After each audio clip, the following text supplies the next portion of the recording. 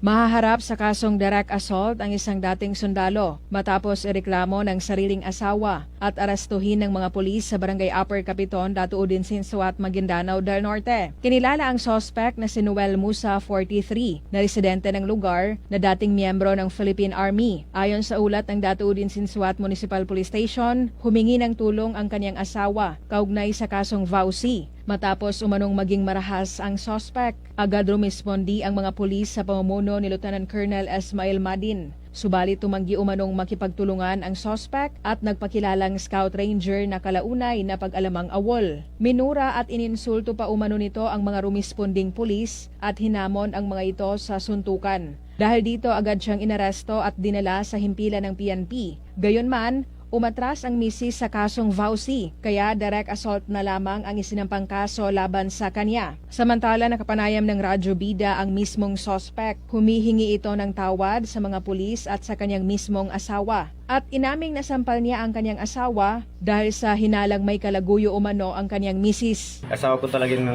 nagloko. Kaling nasabi ko mo yun, ma'am. Huminga po ako ng tawad sa kapulisan. Nagsisi talaga ako, ma'am. Yung sa asawa ko, huminga ko ng kapatawaran sa kanya kung nasaktan ko man siya. Rufa Mocalid, NDBC, Bida Balita.